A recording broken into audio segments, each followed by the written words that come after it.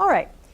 As we go through this morning, I'm going to kind of poke and prod a little bit with respect to the terms that we use, the names that we use. So for example, we can talk about accountability and we can talk about responsibility.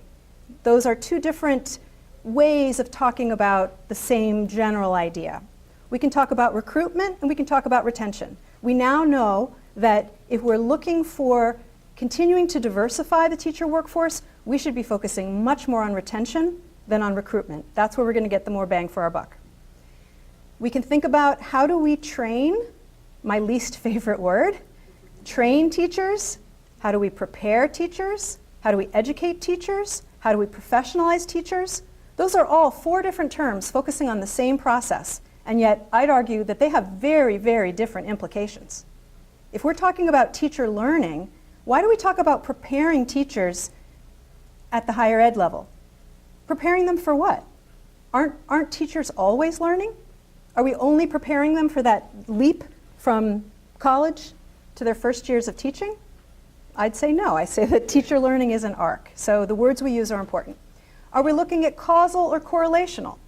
Do lay people, do the general public, do parents of kids in schools, do our policymakers understand the difference between causal and correlational with respect to research?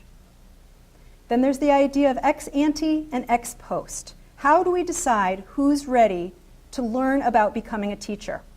Ex ante, we're talking about forecasting. We're talking about using standardized test measures to determine who is allowed to enter the possibility of learning about teaching, versus ex post measures where we actually assess the teaching event, the teaching practice. And then I'm going to conclude a little bit with respect to what I believe is one of the most important issues here, which is equity.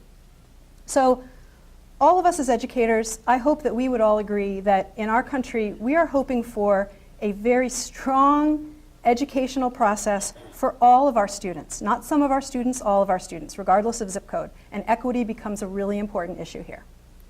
All right, so now it's your turn.